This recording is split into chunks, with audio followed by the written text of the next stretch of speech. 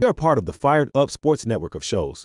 Please check out other Fired Up Sports Network podcasts like the P-Lot Pod, Water Cooler Talk, Bell Smashers, Philly Sports Love and Pain, Drunk on Broad, Beer Battered Sports, and the Fired Up Sports Show, which are available on all major podcasting hosting sites and social media. Also, check out Mark Ramos' Roundup on firedupsports.com, which breaks down the happenings going on with all your favorite local teams.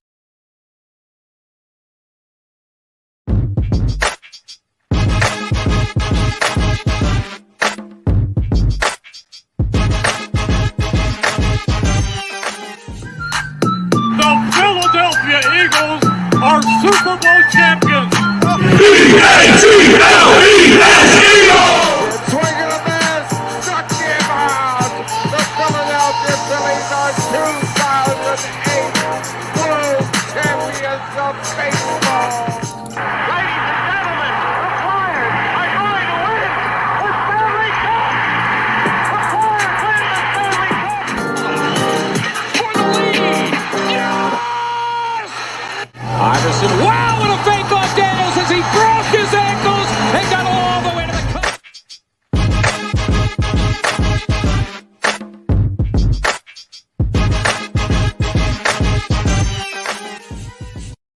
Oh, well, good morning. This is episode 151, or 171. Good Lord. But it's the winter time. We got it. Well, we're talking baseball. Hot Stove, Eric. Welcome in. Happy holidays. What's new here? Not a whole lot. Happy holidays. Hot stove, more like lukewarm stove for the Phillies, I guess. Warmish. It stinks because you look at other sports free agency periods, and that everyone else jumps in right away. Baseball, we know it's going to be this way, but it's just like, all right, wake up, Dave. Getting a little bored here, but you know what? I know the thing is when you don't have a lot that you need to address, it's not as exciting. Like last year, it's like, okay, we're waiting on the shortstop news. All right, is it going to be Turner, Bogarts? Who's it going to be? The Harper off season, the whole thing was between him and Machado. This year, it's kind of like, all right, we signed Nola, we're out on Yamamoto. I have my list right here. There's no one that I'd be super sad if we didn't get. There's guys I'd like to get. But there's no one who'll be like, oh man, we're gonna stink because we don't have these guys. So, it is what it is. Listen, but, when you don't have a ton of holes to fill, you gotta be more selective. Chef Dave is not cooking a buffet; he's cooking a la carte here. So we're trying to make sure that we're adding the right pieces. We pull the right punches. But listen, you got the Dodgers out there spending $1 billion on two guys, and we'll jump into that in a minute, but I'm excited to see what kind of pieces they add, where they kind of tinker with this roster, because you have some places where you could add a little bit of punch that makes this team more formidable, and you're going to have to contend with the Dodgers and the Braves. They're going to be right there in the mix. The team that I think gets the most screwed out of this all is the team that represented the National League in the World Series, right? The Diamondbacks are going to be stuck in the West behind the Dodgers are assembling as a juggernaut. And, broken news here. Shohei Ohtani, good Lord, goes to the Dodgers with what amounts to be a $700+ million contract. But the kicker in all this is the deferred money. So talk about the deferred money, because his annual base salary over the next 10 years really, really helps the Dodgers continue to add talent like they did weeks later with Yamamoto. But 10 years from now, when they're going to be paying $68 million a year for a guy that probably won't be on their roster, is fascinating. Yeah, and when I was actually in the car when the news broke, I get the alert on my watch, and I'm looking, and I'm like, and so I go immediately looking for the contract details here, and I see $700 million. I'm like, what? And I'm like, how in the world can someone make $70 million a year? Then I see the deferments. I'm like, wait. Then I was kind of going through this is like cheating the system. And then after reading it, I'm like, actually, they actually have the thing in place where he still takes the $40 million hit on the CBT. So I don't really care. I mean, if there's baseball has it in place. The Dodgers can do it. It's not. I think a lot of people use the word manipulating. I don't think it really is. I mean, they know the rules of it. They're doing what's smart. Other teams are allowed to do it too. It's not like this is just a strictly Dodgers thing. And you saw it work. I mean, and Yamamoto even said, he's like, I want to play with other Japanese players. You put him and Ohtani together, you have two of the potentially 3 best Japanese players in the world right now on the same roster. Why not do it? And they, and I don't blame the people coming over from those Asian countries. They want to be on the Pacific time zone. It's closer for them and everything. So it's crazy that they were able to do it. But it's one of those things. I think the funniest thing about it was the Mets are in on both those guys. They offer the same contract, and both of them are like, nah. That was the best kicker for me. Yeah, the best case scenario, right, is for them, right? They're close to home. They're as close to home as they're going to be. They're in one of the top MLB markets in LA. Mm-hmm. They're with a franchise that's willing to spend money with with the new ownership group, with Magic Johnson and that whole crew. It doesn't surprise me at all, right? The fact that I think best case scenario, right? The Mets meted this situation, and I think they saw kind of where that organization is, and realizing that, like, well, do I go there? And I mean, they would have gone there essentially to be the Angels of the East Coast. It would have been the same exact scenario that he just left. But I look at that, that's a win. It's a win because, you don't have to face him multiple times a year. You're going to face him, the couple of times a year when you match up against the Dodgers. And in all likelihood, you'll probably see them in the playoffs.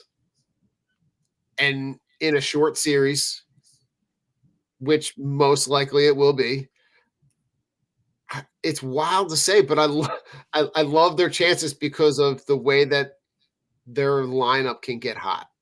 Yeah. And to me, so, and I know, adding Ohtani, adding Yamamoto completely changes the complex of the Dodgers, but we have seen Dodgers lineups before that have been, the lineups, not even just pitching rotations, deeper than this one, falter in that first round. It's kind of like, they always have the talent. They're always, they're going to win the NL West this year, barring some unforeseen circumstance. But when you get in the playoffs, you need that solid 1 through 9 in the lineup. And quite frankly, their lineup 1 through 4 is an all-star lineup. Like, every one of those guys is scary as hell. However, after that, it's like some of those guys could potentially be playing in AAA. Like, it's a very top-heavy lineup to me. And that doesn't mean they're not going to get better. Like, I mean, they have the resources. They could add some pieces to complement those guys. But I don't know. You give me the Braves lineup versus the Dodgers lineup. I'm taking the Braves every day. Now, pitching staff, different story. But even so, I don't know. I mean, I think the Dodgers are obviously better than they were 2 months ago, right? Yeah. But again, Yamamoto pitches every 5th day. He's never seen MLB hitters before, except in the World Baseball Classic, which is a totally different environment anyway. You know what you're getting from Ohtani, but he's not pitching this year. So it's the Dodgers are, again, I'm not good for them.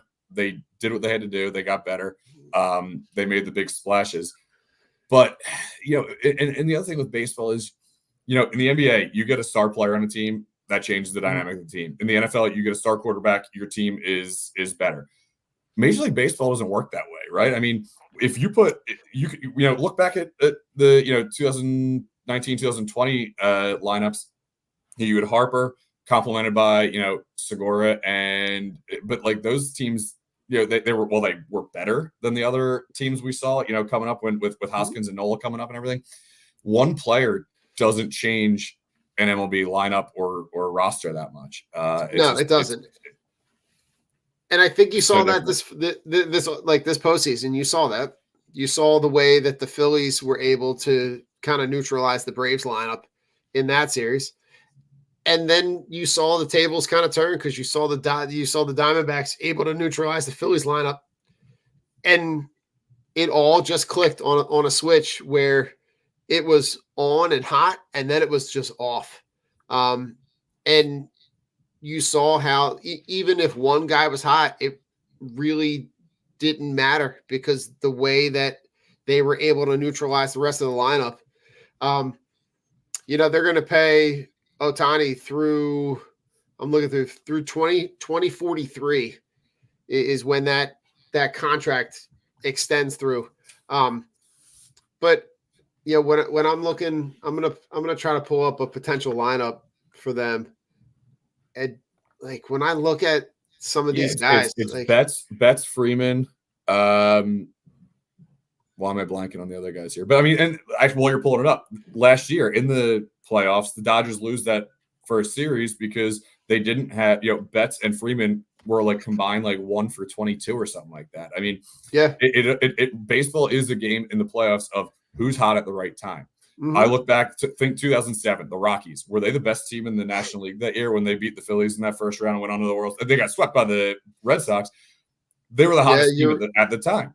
I even think in 2008, the Phillies were probably like pitching staff wise, you had Hamels, but with Brett Myers being your number 2 guy, should they have won a World Series that year? Probably not, right? But you look at who gets hot at the right time. Jamie Moyer, right? Like, yeah, exactly. So that's what baseball really is, and that's the cool thing about it. People, on Twitter are complaining that the mostly Braves fans were complaining that the best team in the NL wasn't in the World Series. Well, then freaking win a playoff series. Like, yeah, if you're the best team, just win. Like, it's that simple. So that's what I love about baseball. You can, anyone has a chance once you're in. Yeah, it's just about getting in, right? So you go Betts, Ohtani, Freeman, Will Smith, and then Muncy, but then the drop off is significant, isn't it? Right, because then you go James Outman, yep, Chris Taylor, Jason Hayward, who at this point is like a fucking 100, yeah, and then Gavin Lux, like right. There's guys who have potential there, like Outman and Lux have potential to get better, absolutely. But as of right now, they don't scare me. I mean, Jason Hayward doesn't scare me at all. Max Muncy. To me, he is. I don't really know who to compare him to. I want to say he's like a worse Pat Burrell. Okay. Like slower. If he makes That's contact with the ball, yeah. it could go far. But he's now Burrell had some good years. Muncy had a couple years ago was he was on fire. He has potential to be good, but he just doesn't scare me though. I mean the top 4, great. You're talking about like Muncy last year only played 75 games. Right.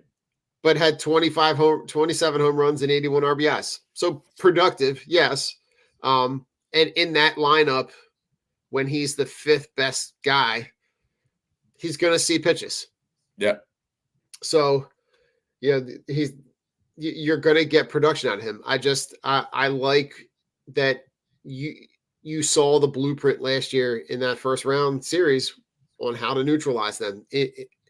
And with baseball, what's wild is like you can play that 162 games, and you saw the Braves do it where they put up stat after stat after stat, breaking record after record. And then you figured out a way to neutralize them because in a short series, if you figure out what the keys are to neutralizing those guys, those series become wildly winnable. Yeah, absolutely. And that's what I mean. To me, the NL is still pretty. Again, it makes the Dodgers better. It makes them a little bit scarier, but it doesn't make them like. I'm not. To be quite frank, I'm more afraid of the Braves still than I am the Dodgers. I understand why. You're for the Phillies, because it's a divisional opponent, you're going to see them all year long.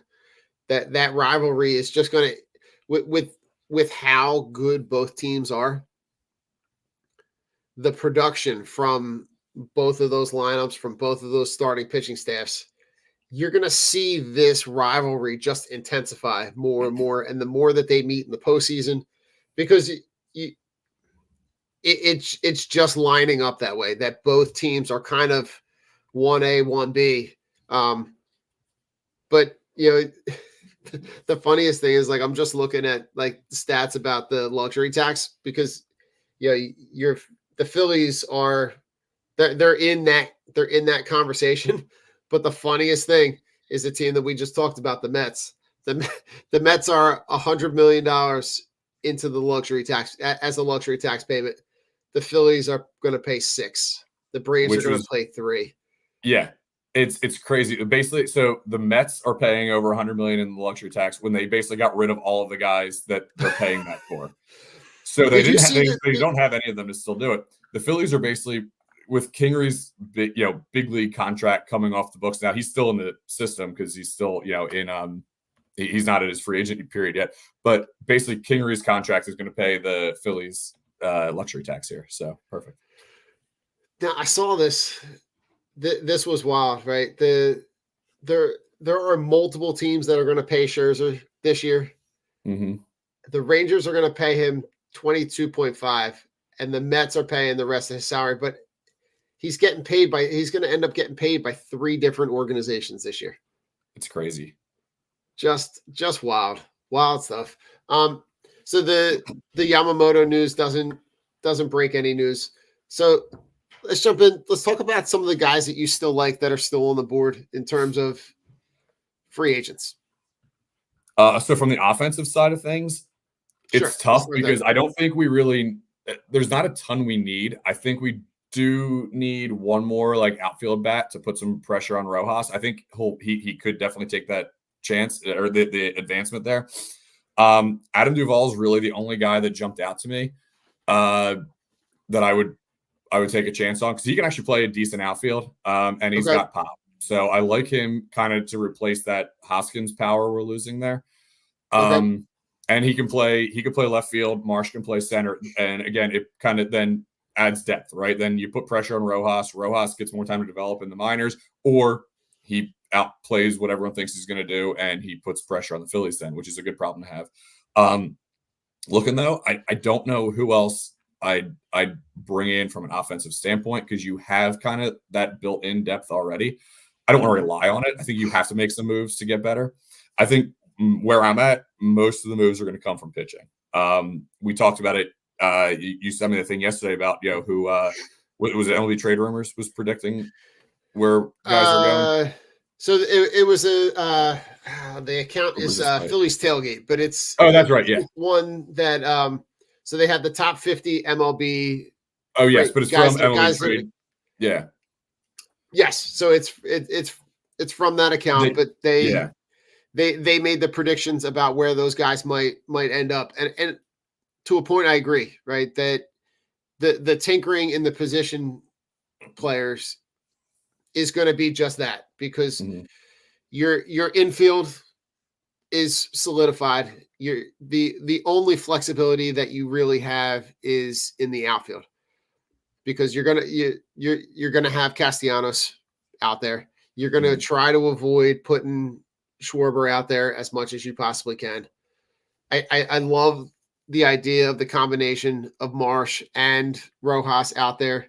And even Pache too. I totally forgot to mention. I mean, from a platoon standpoint, Pache and Rojas to me are basically the same player, right? Good defensively, average offensively, absolutely. Both right-handed bats, which is nice, but that's kind of why I like the Adam Duvall add in there. He adds that pop to the lineup. But did you see the offseason workout pictures from Rojas? Rojas. This is like so. This to me is like players coming into spring training in the best shape of their lives type thing. It to me like a few years ago, Kingery came in. He got jacked. He got terrible. Who else? I was just about to say. I was just about to say. Yeah. That I saw those pictures and the first 2 guys that I thought of were Kingery and Ben Simmons. Like it gave me like Ben Simmons workout videos, like the summer workout vibes. Yeah. It gave me the summer or the spring that Kingery came in and looked like he was a brick shit house and it never translated into anything. Yeah. So I'm curious. I'm optimistically curious to see what that could be, because then Pache becomes kind of expendable unless he's a guy that you want to keep at the end of your bench, which I'm okay with too. With if he's a guy that you bring off the bench with speed that can come in and pinch run late in the game. For a guy like Schwarber gets on late in the game. You want to put him in. Yeah. But I love the idea of Duval. I think does give you a lot more stability. It gives you a lot more flexibility in your lineup. And it's given you a guy that is a guy that you can count on. So yeah. Talk to me about the arms, because the guy that's number 3 on this list is Jordan Montgomery, who they have penciled as a guy that could end up with the Phillies. And I love the idea of adding him to your rotation. Yeah, John Heyman came out the other day and said that the Phillies are one of the teams still in on Snell and Montgomery. And if you give me a choice between the two of them, give me Montgomery every day. Snell, obviously, Cy Young season last year. However, his track record to me is just not there. When it was still iffy if the Phillies were going to re-sign Nola, and people were like, give me Snell. I'm like, guys, he had a couple good years in Tampa. He had a great year last year. Track record's not there. I'm like, I would take Nola every day over Snell. Give me Montgomery over Snell in terms of starting pitching. I just think he's more reliable. Snell could have a 2.8 ERA season. He could also have a 4.3 ERA season, I feel like. Whereas Montgomery, you're going to get his ERA has been somewhere between like 3 and 3.7 almost every year. And we're not signing him to be an ace. We're like, we have Wheeler, we have Nola. This adds depth, and it gives you, again, it gives something else to play with there. It gives you room to figure out who's going to be that other guy, Sanchez or Walker. Give me Sanchez. But I like that from a starting pitching standpoint. I wouldn't mind if Lorenzen's willing to take because he didn't have, he had the no-hitter. I wouldn't mind bringing him back almost in like a Strahm type role, but like from a right-handed pitcher standpoint. Now I know last year he wanted to start. If he still wants to start, no, you can go somewhere else. Yeah, I'm sure the Pirates will take you or something. Yeah, I mean, listen, there are plenty of teams out there that will let you start. Starting pitching is just so thin right now. We just don't need it. Yeah, no, and I'm looking at his ERA. So last year with the Rangers, 2.79. The year before with the last 2 years with the Cardinals, 3.4, 3.1, 3.69. Yeah. 3.4. So he's lived in the mid threes ERA since 2021. Yeah, I think last year was a bit of an anomaly. I don't think he's as good as he was last year, but he's also, like you see, his worst season recently was a 3.69. You said so, right, in that 3.7 range, which for a number 3 starter, I will take that for number 4 even, because you don't know where you're going to put him and Suarez all day. I would take that. And with this lineup, you're gonna, if you can get your starting pitching to hold you and to hold you to kind of like 3.5 runs, you'll take that every night, because this lineup, when it's hot, will put up 6, 7, 8, 9, 10 runs with not a whole lot of effort. Yeah, exactly. And the bullpen is pretty good too. And Kimbrel takes so much hate because of his NLCS performances, but really, if you look back, I think it was the end of May. He gave up that grand slam to my favorite player, Max Muncy. I think we got either swept by the Dodgers, or it was a horrible. I remember turning off the TV, muttering a lot of bad words, and going. I think I went outside and had a beer or something like that. I'm like, I can't do this. After that, Kimbrel was lights out for most of the season. But he's gone. It opens up, I think, more flexibility now in the back of the bullpen, but you lose that arm. I think they do need to. I would like to add one more arm, unless they're really sold on Kerkering being, a guy like that this year. And I think he can be if he just trusts his fastball. That was frustrating last year when he would just consistently throw the sliders and had no feel for it. I just don't. I think he in fairness to him, he went through basically 4 levels of baseball last year. Yeah, and was called up really soon. He didn't come up till September, so he didn't really have that much major league experience. And then to call on him in big spots to get your team in the World I was Series. gonna say he came in the down the stretch in the playoffs in some really high leverage spots and was impressive for most of it. And then you just got to the tail end of that Diamondback series and the wheels just fell off and he just couldn't find it to save his life. It was just bad. I think if I'm Dombrowski, that I'm trying to add solidification at the back end of that bullpen. Yep. I have two guys here. Go ahead. Say yours. No, say yours. The first guy that I'm looking at is Josh Hader. But Josh Hader is a guy that I love that can come in and just throw gas. And you bring him in and I know it makes your bullpen super lefty heavy with him and what would be Alvarado and Soto. But I think you can bring those guys in that can throw gas. I think I like my chances. Because if this team has aspirations of getting back to the World Series, you're going to need guys at the back end of that bullpen that are going to be legit consistent in the playoffs. Throughout the season, you're going to have stretches where you're going to be off. But when I need guys like when Alvarado came in, I knew his stuff was electric in the playoffs. He was a guy that they just went to night after night after night after night. I need somebody back there. And Kimbrel was that guy for most of the season.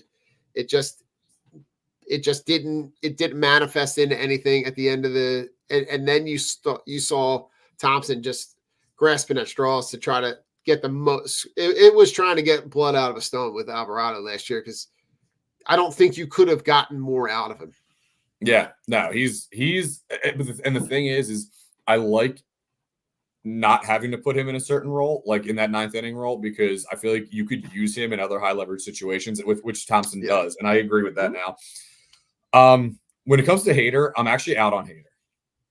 Because I think he's not a bad pitcher by any means. He's one of the best relievers in the game, but what he's asking for, 5 years, 100 mil. He's asking for a lot for a guy who, to me, is only going to pitch 40, 50 games, maybe 60 games a year. And quite frankly, I feel like his competitive nature is weak. Now I get why he did this last year, but he basically said, I don't want to pitch in certain situations with the Padres. He only wants to pitch in that ninth inning role. Thompson is not a guy who has defined roles in the bullpen. So I think that could cause some problems in what is otherwise a pretty good clubhouse. And he also wouldn't pitch because he knew free agency was coming up and the Padres were basically out of it. So he's like, well, I'm not to me. And I get having that line of thinking too. Like, you got to get your payday. Yeah. But to me, like, that just does, like, imagine if he said that in Philly. Can you imagine what the sports radio shows would be saying about him? I think he's weak. I mean, sometimes I think the stuff may blind my eye. It makes me drink the Kool-Aid a little bit. Oh, believe me, I've actually done I've looked into this so many times this year, and I keep thinking, I'm like, do I want Hader? I'm like, yes. Do I not want Hader? I'm like, yes. I'm like, I can't. I flip-flop so much. Right now, I'm going to no Hader because I found two other guys that I think are going to come cheaper and could be just as effective. And you're not going to. I hate signing relievers to a long-term deal like that. Like 5 years to me for a reliever is like, what if he turns into Kimbrel and all of a sudden, is intentionally balking people because he doesn't like the pitch clock or something? Like, there's just weird things with relievers that I'm like, I'm not always in on. And to go back, I'm looking at his ERA because that's something we talked about with some other guys earlier, right? So last year with the Padres, 1.28. Oh, he was killer. And ERAs with relief pitchers are also a funky stat, right? But you look at the inconsistency, right? The year before with the Padres, when he comes middle of the year, end of the year, right? His ERA is 7.3. Yeah. The year before Milwaukee, 4.2. The year before 5.2. The year before in Milwaukee, 1.3. Like, it's just there's this yo-yo of like consistency. And like I said, take it with a grain of salt as far as the ERA with relief pitchers, because it doesn't always truly kind of give the full picture, but Correct. it is something to consider in terms of, when you are making that decision. But I do agree with you in terms of like, I would be in on like a 3-year deal.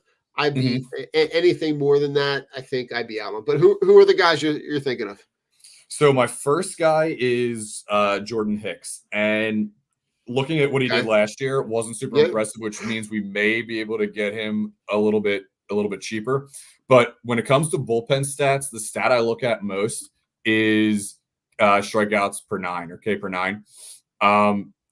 Last year his was just 8, because that just shows me, so like, you got a guy in a high leverage situation, you just want him pumping gas, pumping it by guys. Like that's what Alvarado does. Even Kimbrel had a good number, and that's what Kerkering was doing all year in the minors last year. So to me, like you said, like ERA doesn't do anything for me when it comes to bullpens. Like Gregory Soto last year had a 4.62 ERA. I think he was much better than that in most cases. He had 2 or 3 games where he gave up like 5 runs. Some of them were, he left the game and were kind of inherited anyway. But I think he was much better than that. Whereas Hicks had a 2.63 ERA last year, lower K per 9, only 8.3, but the 2 years before that, 11.1 and 12.7. So I like that a lot from him. Now, this other guy he's been around for, I think it was the Reds, the Cardinals, or Pirates, and the Rays. So any pitcher that we can get that has ever been in the Rays organization, give him to me. And this guy, Robert Stevenson, has a 14.1 K per 9 right now. So he's just absolutely dirty. And I feel like no one's really heard of him. So you probably get him somewhat cheap. And I think he's just like reliable. I think bullpens you're always going to be kind of shifting. You're always looking to improve it. I think those 2 guys give us the most flexibility when it comes to numbers, at the trade deadline or trying, if we wanted to sign someone like Duvall, going those guys instead of Hader would be my road. I like the explanation, especially with Stevenson. It's given when as you were describing it, as you're walking through it, it reminds me of Jeff Hoffman.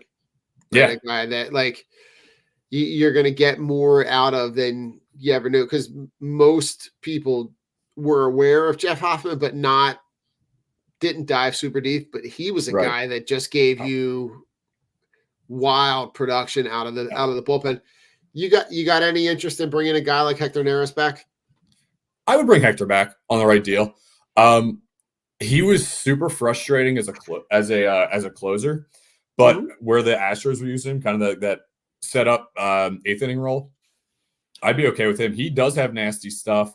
He was another guy on my list. I think he's going to ask for more money, which is the only reason I didn't put him on my list. But if at the right deal, I could see bringing him back. I think some of the numbers I saw from him, I don't know if it was MLB Trade Rumors or who it was, but they were saying like almost like $10 million a year, which to me, like, you look at our bullpen right now, and Kimbrel was the only guy we were paying that much money to. He was making $10 million last year, but look at how good our bullpen was. I think you can play, and I think this is what Dombrowski's really good at, is finding those guys who just have stuff. You know what I mean? You're not looking necessarily for names.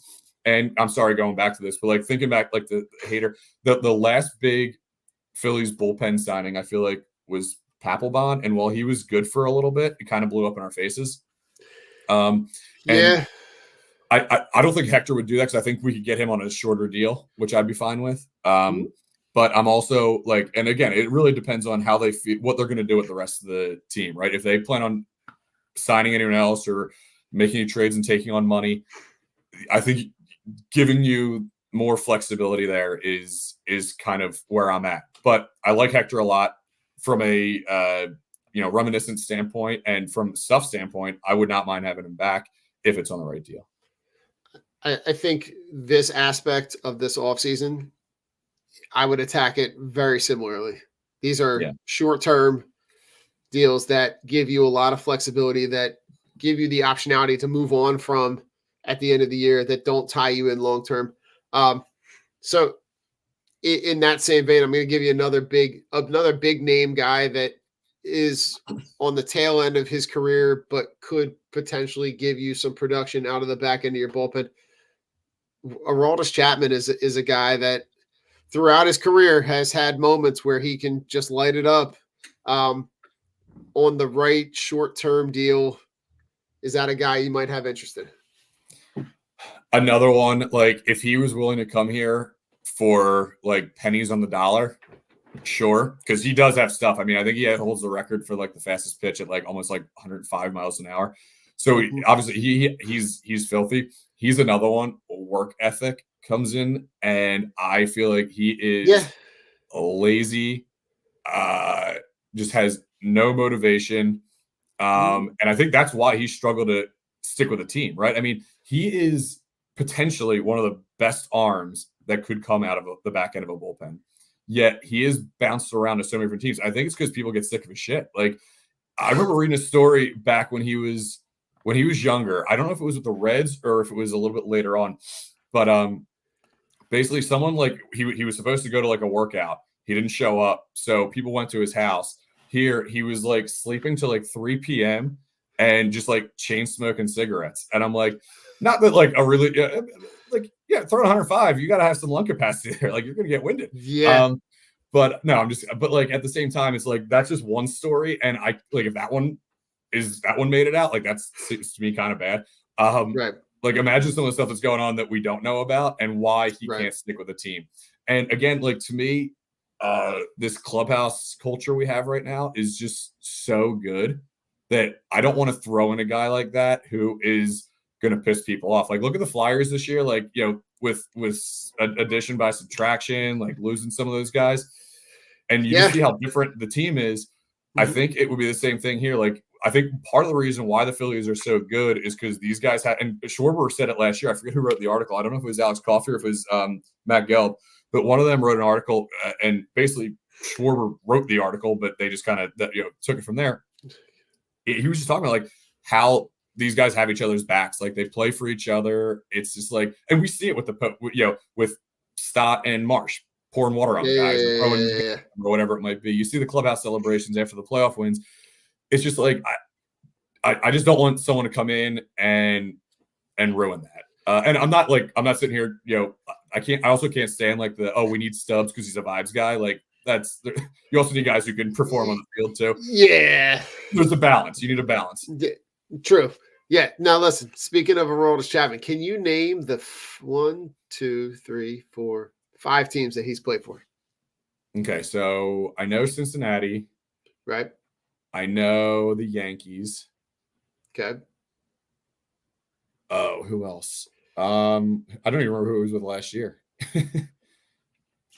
All right. It was Texas, right? Was he with Texas? Texas. Yep. Yeah. All right. Who are the two? And then, so in the Midwest, and one NL team, area. One AL team. Oh, my AL Central. Cool. I'm trying to think who else. So, okay. Cardinals? No, Cubs. Not Cubs. Okay. And then this team you may not remember because I didn't even remember it. Was it the other Chicago? Was it White Sox? The Royals. Yeah, I don't remember that at all. Yeah, the Royals. So yeah, he played in 2023. Played for the Royals. Do you have his numbers up there? What's the longest he's been with a club? Oh, probably the Reds, I'm guessing, right?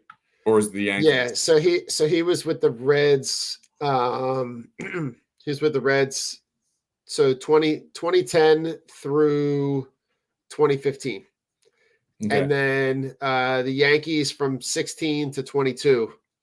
Okay. And then the Cubs only for 2016.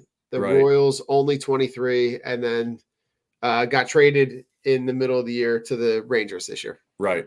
So, yeah, I mean, when he was, I don't know, I guess, well, obviously when the Reds spent all that money on his posting fee, well, he didn't really post, he defected, I guess. So I guess it's different. But now, because he was an international signing, I guess, did he have the same rules when it came to arbitration? I don't think he had the follow through with the arbitration stuff and all that. So I guess they signed him to a longer deal. I don't remember the whole terms of his contract, but again, he has the stuff. I love his arm. I just think I don't know if his heart and mind are in the right place. It's all those extra intangibles. Yeah, exactly. Yeah. The intangibles. Eric, anything we missed offseason wise that you want to touch base? Because on the back end of this commercial, I want to talk a couple of fun, little bit more baseball adjacent topics. So okay, the only thing I want to touch on was arbitration type stuff. Sure. Which I don't want to go in too long here, but you have a couple key guys going through that right now. Hoffman, to me, is one of the biggest ones there. Boom. I know Stubbs, Covey, and who's the pitcher? I'm sorry, JK have already signed, so they're on their 1-year deal. So I believe it's Hoffman, Bohm, Ranger. Those are like the 3 big ones anyway. So I'm hoping they can reach deals with them. And actually, I wouldn't mind extending some of those guys, like giving Ranger a kind of like a NOLA type deal from the one that just expired. Okay. Signing him through the rest of his arbitration years and in through like the first year or two of his free agency, because if he hits the market, he's going to make money. He's going to be a valuable guy. So just look, I think being on the lookout for some of those things happening, like they're going to get raises too. I think also signing Hoffman, again, not to a 5-year type deal, but signing him through this year and maybe next year through arbitration, just because if we didn't have him last year, we don't get as far as we got. I don't think. Oh, no. He was such a key piece out of that pen. So those are just some things to kind of keep an eye on. I think they have until the early, it's right around Martin Luther King Day weekend. They have until they can sign, exchange numbers and everything. And then I think arbitration takes place the hearings, if they don't reach anything, take place the end of January, beginning of February. So that'll be interesting to see what happens there, because they kind of did the same thing with Dominguez and Alvarado last year, signing them a couple of year deals, even though they didn't meet. They were about to go to, or they didn't actually agree prior to it, but they didn't end up having to go to hearings either. So I think it's important to avoid those if you can. Yeah, I'm curious to see. So you got the 5 guys remaining: Hoffman, Suarez, Bohm, Soto, and then Edmundo Sosa. Right. Soto's going to be in line for a big one too, I think. So I'm curious to see how, right? Because at some point in the near future, the salary cap's going to go. That number is going to go up. So it'll it'll give you more flexibility within the salary structure within the team. But all those guys all played integral roles. So I'm curious to see matching up. Yeah. So that's the only other thing I had to say about the Phillies. Listen, on the back end, right? Some more baseball adjacent topics, right? And a topic that's near and dear to my heart: the uniforms, the jerseys, the City Connect kind of sent the social media a buzz, not in a great way. I wanted to talk. There were a couple of college football bowl games that were played in baseball stadiums, which is a cool. The Hall of Fame ballot is coming out, and then this idea that was proposed by Major League Baseball that you're going to see in the spring with this prospect game that I think could be really cool. So on the back end of this commercial, we'll talk some baseball adjacent topics. So we'll see you in a minute. Von C. Brewing Company is a 20-barrel, 16,000 square foot microbrewery with a 2,500 square foot tasting room, including a spacious outside beer garden in Norristown, PA, in the heart of Montgomery County. The Von C. family is part of the family that started C. Schmidt and Son Brewing in 1860. Stop in Wednesday through Sunday and taste a variety of draft and 16-ounce cans of originally brewed beer and tell them the Drunk on Broad crew sent you. Von C. Brewing is located at 1210 Stenbridge Street, Suite 300 in Norristown. Cheers. Team Clicks are the only glasses for real sports fans. With interchangeable arms, you can support all of your favorite teams, or even make and create custom options as well. These die-hard sports fans have realized that sports fans needed something other than face paint to show their love and passion for their teams. Go to teamclicks.com/DOB and show your love for your hometown team. And La Torrens' curated collection of men's and women's watches is a perfect investment that lasts for years to come and fits perfectly with your every outfit and style. Our range of classic watches aren't just a great perfect formal and casual accessory, but a time machine that takes you back to memories. Explore our collection of timeless watches that can reflect your taste, personality, and personal style. Our exclusive collection of carefully curated, affordable luxury watches is what you need to make a personalized style statement. You can take pride in your prized possession, handing it over to the next generations as your most loved asset that they can also own and display with the same pride. These high-quality pieces stand the test of time, giving exceptional value and return on your investment. Go to la-touraine.com and use code DOB at checkout and get 10% off. If you're looking for unique sports apparel, check out Streaker Sports. They've dug deep into the archives and have brought back some incredible defunct team logos and have even created entire defunct league collections. They also have collections paying homage to sports culture, including the Miracle on Ice, Slap Shot, Caddyshack, the Mighty Ducks, and even have a license with Wiffle Ball and USA Hockey. Only for Drunk on Broad listeners, use code BROAD at checkout to get 10% off anything at streakersports.com. Again, that's 10% off anything at streakersports.com with discount code BROAD.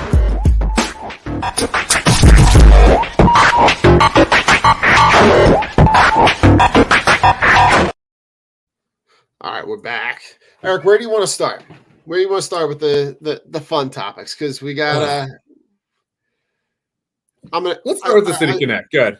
You want to get okay? That's kind of where I want to start. So yeah, I think you're the most passionate about this, and I want to hear your takes on it. I hate it. Sorry, my initial thought on this is that you could have gone a completely different direction, and I'm going to try to pull it up here so that we can actually talk about it while we see it. So it has the horrible Eagles jersey vibes that we saw that nobody liked. And I don't understand how you can have an organization that has your sole job is to have a pulse on the city, and not have someone in the room that speaks up and goes, don't these look like the Eagles jerseys that everybody hated? Like, I know it, like, I understand it has the connection back to the flag with the colors of the city of Philadelphia, but it doesn't have any connection back to the city, really, other than you have a hat that has Independence Hall on it, and you have the flag of the city on the sleeve.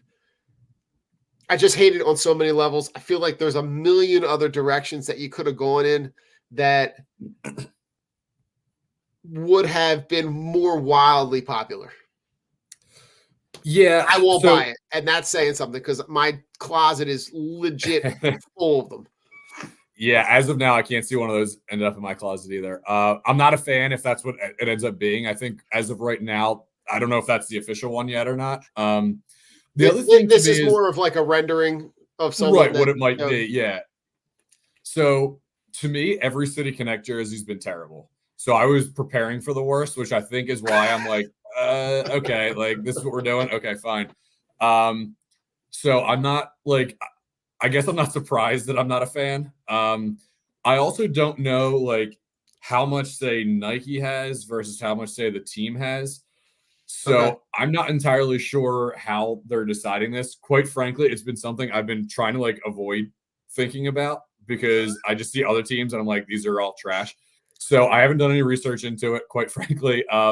This is probably the area that I'm least knowledgeable when it comes to baseball as this stuff. The only thing that pisses me off is like how Nike's controlling which uniforms you can wear and the number you can wear, because losing the Reds during the regular season didn't really do, to me, the Reds have always been a spring training uniform to me.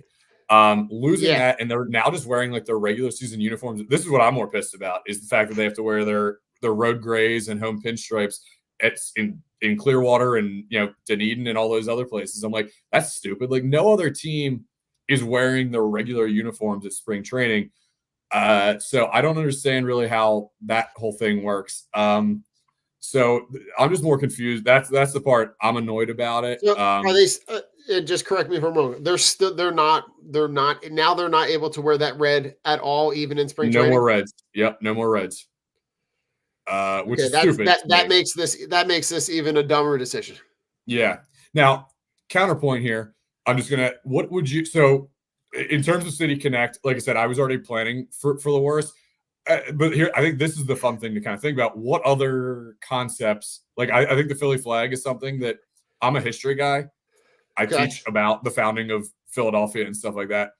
If you showed me the Philadelphia flag, I did not know what that was.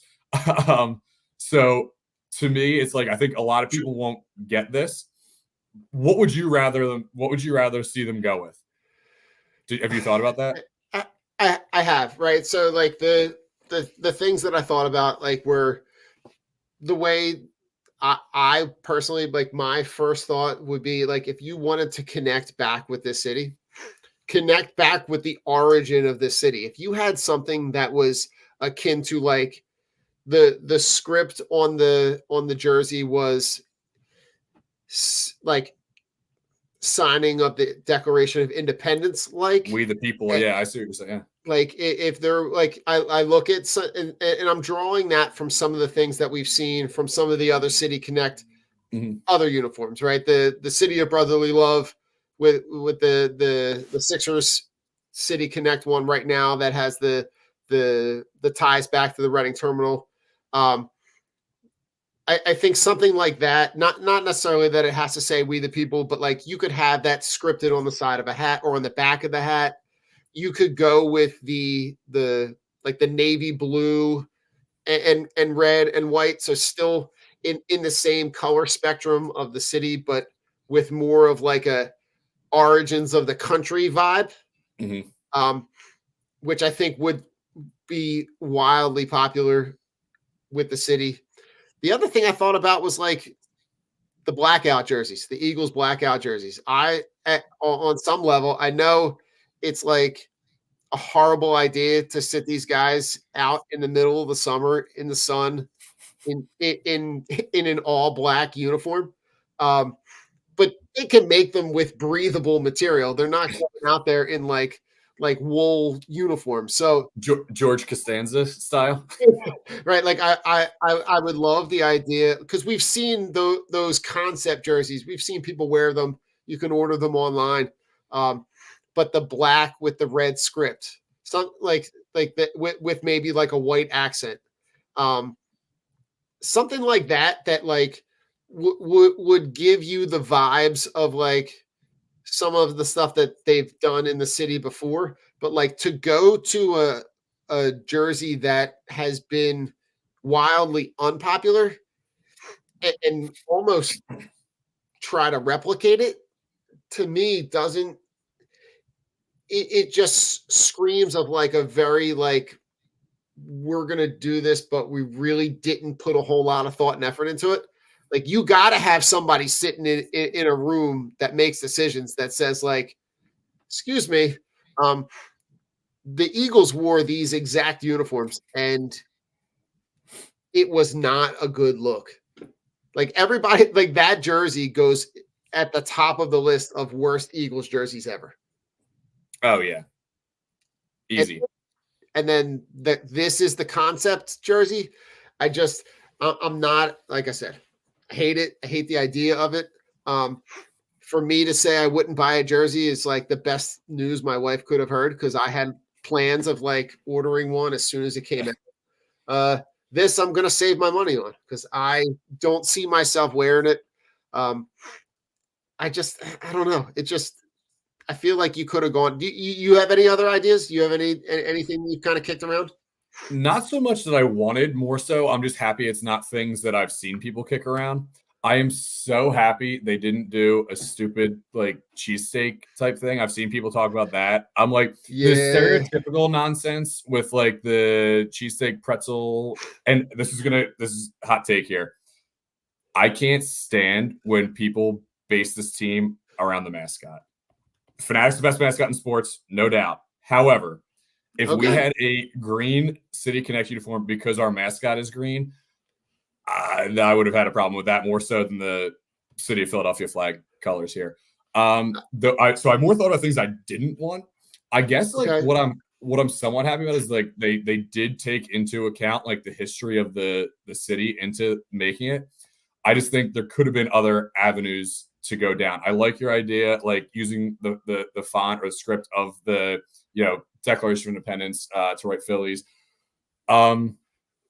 And I do like the idea of having Independence Hall in the hat. I think that's kind of cool. But the hat, honestly, if someone was wearing that and they were like a distance from me, I would think Golden State Warriors. So I was like, the colors, and even like because they have I think they're the hats that people wear. They have like the Golden Gate Bridge or whatever on it. And from far away, I could see having like a structure like that kind of being confusing.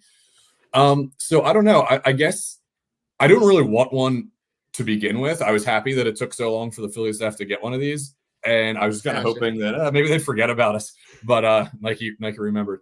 So I don't know. I guess I more thought about what I didn't want more so than what I did want. So that's why I guess I'm not as upset, because it's better than some of the things I was thinking. I got you. So the one I'm looking at right now, and I'm going to try to pull it up. I'm trying to see here. If you can look in the top right here. Uh-huh. I'm going to try to zoom in on it. And I'm going to try to describe it as best as I possibly can here. It's the white pants with the burgundy stripe, and then it's a black jersey with the burgundy outline. Oh, okay. So the script is burgundy with the white outline. I don't mind that one. I don't hate that. Like I would be in on that. That would be fine with me. Because it's got the blackout aspect of it, but it has the Phillies script. Mm-hmm. But it there's a little bit of a callback to that burgundy, but it's the new it's the same script, just the retro callback to, I don't know. I just love it. Like, but like these ones I hate. Like I saw this and I was like, I don't need royal blue pants and royal blue jerseys like that. I don't need. So I'm curious to see some of the stuff that got kicked around online, but like that, it just missed. I'm seeing Aaron is not a fan of my take on the Fanatic jerseys here in the comments. Sorry, Aaron. Listen, I do like your second comment though. Let Kruk design them. I'm a fan of that one. Let's see what he comes up with. I mean, I'm in on that. I don't hate the idea of having someone who's formerly connected to the organization have some input in there, because I think he's a man of the people, but he's also his own man at the same time. And definitely. I'd be curious to see what he would come up with. I'm with you on the Fanatic part. I don't love the idea of making that the main part of the City Connect. If you wanted, like I said, with the embroider, if you wanted to embroider that on the hat somewhere, totally fine with that. But I think there are so many other ways that you could have, connected with the city a little bit without connecting it to a jersey that we've already seen before. Yeah. And like you said, like with the burgundy kind of in like the numbers on that one you were saying, like I'm okay with even going back. Yeah, go back to like retro uniforms. And I know they've done it before. Like the creams are kind of a callback to the Whiz Kids era, the powder blues and the maroons they did a couple of years ago, going back to like that the 70s 80s era. I'm all good with that stuff. Those would have been cool to factor in there somehow. So I don't really know. And I guess there's just so many different things to pull from, and everyone's going to have different ideas on what they're going to be. So yeah, I don't know.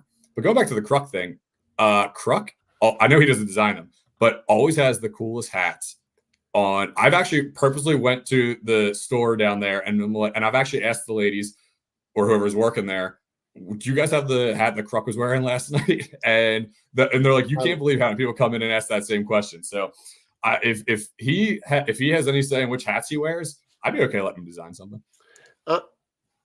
listen, I don't hate that. I don't hate that idea, but I'm curious to see what that would be. What kind of stuff he would come up with. Yeah. All right, talk to me real quick because we're gonna go through. Talk to me about the prospect, the idea of the MLB prospect game in spring training, because I think you're taking the concept of something that they do at the All-Star game, and allowing each team to kind of showcase their best prospect pool, which I love. I absolutely love it. I think it's probably one of my favorite things MLB has put out there in the last few years. It's so cool to see it because you get to see prospects during spring training, but you don't always see them at the same time, right? Like especially like if the Phillies are traveling, they don't bring their starters, right? If another team's traveling, they only bring their backs, so you don't really see them all at the same time. So I think it's going to be awesome to see. I think it was one of my favorite things that they've put out there, and I am very much looking forward to it. I think we're playing the Tigers prospects. If I saw, I forget the date. I think so. I think you might be right. But yeah, I'm super because the futures game for All-Star Weekend is I like that more than the MLB All-Star game. I think. And the craziest thing is that that game. The thing that frustrates me the most about that is that they bury that game. That game is on like a Monday afternoon. That to me should be like when they have the All-Star Saturday night. Like that game should be played right before the home run derby. Play that game. And then go right into the home run derby. Same way that you play that NBA, the futures game, that you play that game, and then they have the skills competition the night before. But to bury that game on a Monday afternoon, just to me seems dumb. So I love the idea that this is something that I hope becomes like more wildly popular. That they get this opportunity to I would love to see down the line that they have a tournament akin to like that NBA in-season tournament, but do it during spring training. Pool your best prospects, even if it's just like a one-off. You play a round, not round robin, but you bracket all 32 teams, and you just play one for one, and you let them have the prospect pool. There's some kind of spring training trophy. That I think down the line could be something that brings more notoriety and it gets people more excited about the prospects that are in their farm system.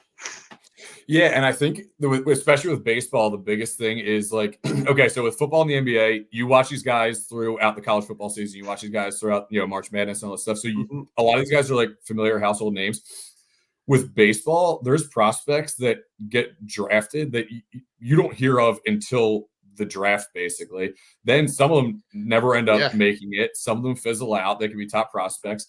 So to me, this is a great way to get prospects known, and not just your own team too, because you're going to start seeing other players out there. And I think it's really good to get people excited about who's coming up, because I don't think baseball does a good job at marketing that necessarily. And I think that this is a great way to do that. There's some really exciting Matt Holliday's son, what's his name? Jackson Holliday. Holliday, he's insane. And I would be willing to bet if you asked, the American population, I would say maybe 5% of the people have heard of him. It's absolutely crazy. And I think they need to start putting that more on the map, because there's some really exciting prospects coming up right now that I think would get people into baseball, especially your college kids and high school kids and stuff like that. I mean, if there's a game that you would want to enhance the product, I look at it's the kind of thing where you get the idea of seeing these guys more frequently. I think it's just better off. Second topic here. Bowl games at MLB ballparks, right? So you had Chase Field hosted one in Arizona, Petco Park in San Diego. You had Fenway Park, and you had Yankee Stadium. Do you like the idea of potentially holding a game at Citizens Bank Park? A bowl game? I guess so. The bowl games actually look okay. I think because football fields are, I guess bigger. What I'm kind of, and I'm sorry, this kind of goes off topic of what you're saying here, but the like NHL games in NFL stadiums, the rink is just so much smaller. I think it's like weird optics, but yeah, I'd be okay with a bowl game being played at Citizens Bank Park. I think they look kind of cool, and we've seen it with other stadiums. I mean, it's not unheard of to see a football game played in a baseball stadium. So yeah, I love any time that these kind of things happen. I love the idea of and there are a lot of easy connections, right? You could it could be the Liberty Bowl that you have the connections back to the city. I think the only thing that holds them back is that there's not a strong college football presence in the city. Right. That's the only thing that kind of hurts them. But geographically, you live in a really good area where you could pull two teams from this Northwest and really get a strong fan base. Like I'm thinking of like the schools in this upper Northwest, this upper Northeast area of the country. It wouldn't be easy Jesus Christmas. It wouldn't be hard to pull fan bases between, the New York and then the DC metro area too. Oh yeah, totally. I mean, there's enough and I think that's the biggest thing. Like, because I don't really have a team, like college football, it's fun to like bet on, but to me, it's not like my favorite thing to watch. So honestly, I won't. I watched a couple of games yesterday.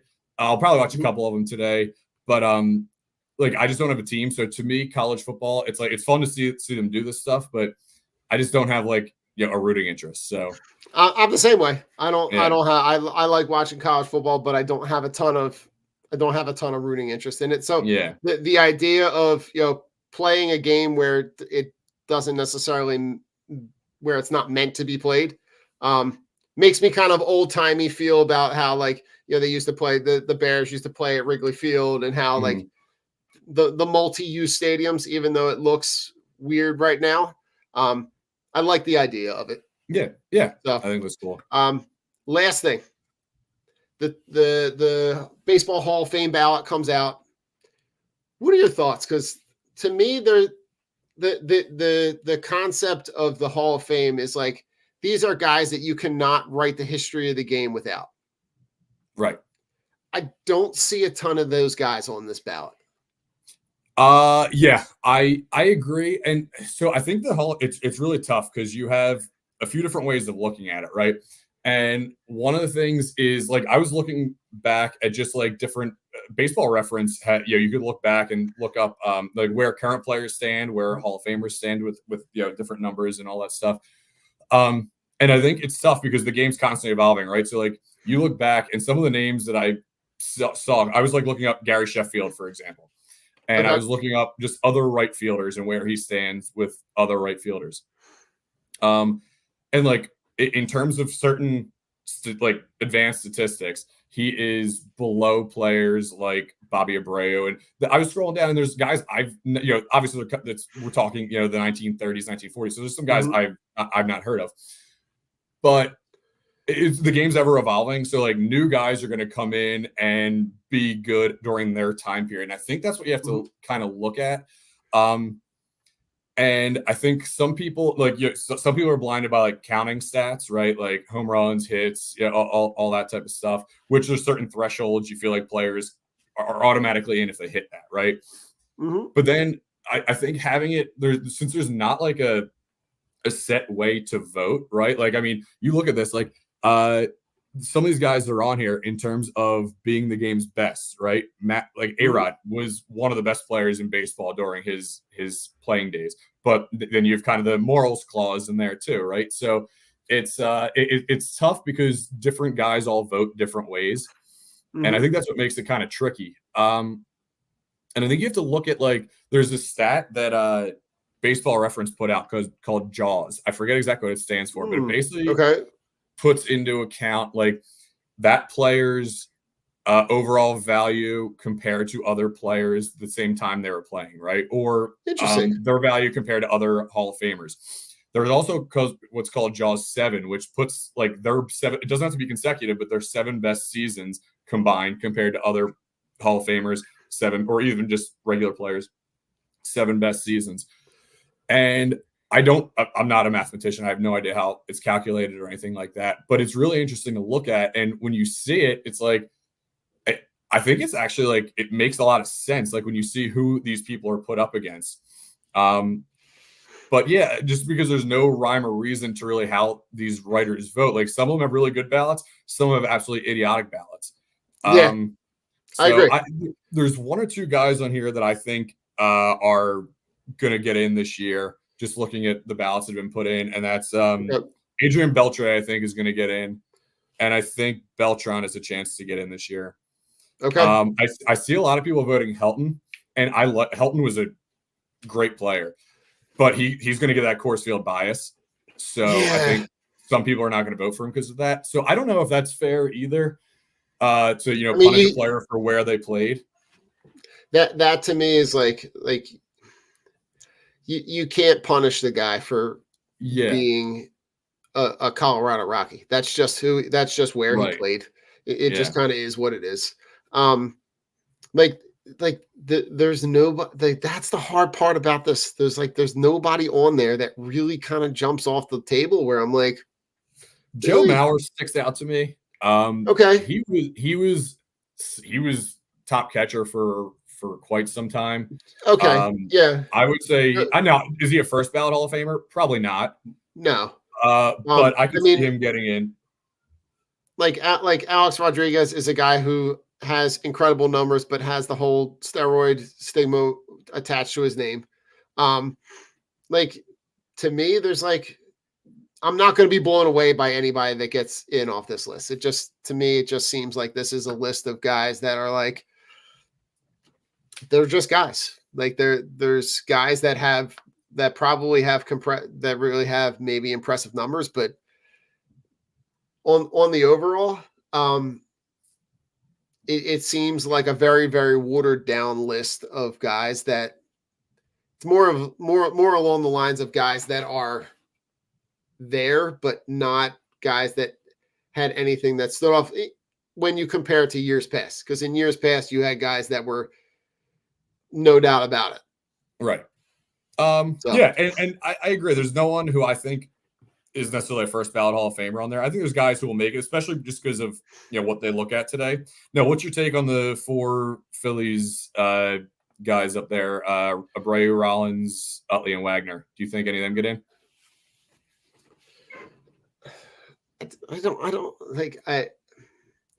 They all seem to me like those are guys so Abreu, Roland, Jimmy Rollins. Those are guys to me that are guys that go into your organization's Hall of Fame. Those are guys that go in the Phillies Wall of Fame. Those are guys that go and get recognized as part of your organization. Do I think that those are guys that get recognized as the best ever in the game of baseball? Again, I think they're in the conversation. I don't know. Jimmy Rollins got numbers that would rival some guys that are already in. Same with Bobby. All 3 of those guys. They all have numbers that would rival and put them in the conversation with guys that have already been in the Hall of Fame or in the conversation. It wouldn't surprise me either way. It wouldn't surprise me if they're in. It wouldn't surprise me if they're left out. Yeah. So I think a lot of it has to do with position too. And to me, I hate Billy Wagner, but because the closer position is still somewhat new to baseball, looking at where he stands among other relievers in a lot of these categories, I wouldn't be surprised if he gets in one day, just because of his place. Obviously you have, Rivera up here. Everyone else is kind of a couple steps down. Hoffman and some of those guys and everything are right there, but there's a couple other guys that are a couple steps down, but they're in. And I think Wagner's as good, if not better, than some of those guys. And I think you look at, again, those count stats, right? 300 saves, 400 saves are certain thresholds that they kind of hold closers to. So I think Wagner gets in at some point. And Utley is borderline, but I think he'll eventually get in. He's drawing pretty well right now. And he's getting, I think the last I saw, he was 47, 48% of the vote. So he's not going to get in this year. I don't think he should be a first ballot Hall of Famer either. But when you look at second base is not like an offensive powerhouse position. And you look at some of the other, like his numbers compared to other second basemen who are in there, he might warrant it. The only thing that held him back was the knee injuries and stuff like that held him out for a couple games and a couple seasons and stuff like that. So I think he's got a shot. Abreu had a way better career looking back at his numbers than I remember him having. I don't think he's a Hall of Famer, but he's really I think that's the story of his career, right? Exactly. He put up numbers, but nothing super memorable in terms of his impact on like game to game. Yeah, exactly. Rollins, again, like one of the top shortstops during his time, but I just feel like there are certain numbers that he's got certain numbers that could easily get him in. He's got the MVP, all that stuff. But he's not drawing a lot of votes right now. And I think he was very good. And I think we'll always remember him as, everyone loves Jimmy in Philly, obviously, but like, it's one of those things. I don't know if he's a Hall of Famer. So. Agreed. Hey, listen, on the final, anything for final thoughts? Not really. I just want Dave to go out and do something soon, just so I can start thinking about the Phillies again. I don't need to do anything big. Just like I said, give me freaking Jordan Montgomery, give me Jordan Hicks or Stevenson, give me one of those guys, and I'll be happy with that. Again, it's nice being in an off season where you don't really have to make a lot of moves. Yeah. So I guess that's one positive way to look at it, but it's also just like we're used to kind of making big splashes in free agency or trades over the last couple off seasons, and this one just doesn't have that same appeal. Ours ended early because Nola wanted it to end early. Right. So it is what it is. But yeah, just a couple fringe players. Give me some back end bullpen relief to replace Kimbrel, and I'll be content. I love it. Listen, you got the new year coming in. So you got I'm curious to see what this new year brings. Excited to see what the final look is for the concept uniforms for the City Connect. I'm just excited for spring training. It should be cool to see this team go another run at it. I know they got their year in review video coming out. So I saw that. That might be that might have to be one that gets put on the shelf. The ending might be too painful to watch, but I'm sure I'm sure I'll turn it on at some point, but just curious, just excited for this next season. And, that spring training, that always just hits differently. That first game, turning it on, hearing the pitchers and catchers. So excited for that. And listen, if anything else goes on, I'm sure we'll organize and get something together and chime in on whatever the moves that they're doing. So until then, the Phillies conversation, Eric, we'll check back in a little bit later. Sounds good. That's it. All right. This is the Broad Street Line, where Philly sports fans leave all of their sports hot takes. Call 267-405-3062 and show us your passion for Philly sports. Don't forget to tune in every Wednesday at 8:30 when we listen to your live reactions to the thrill of victory or the agony of defeat.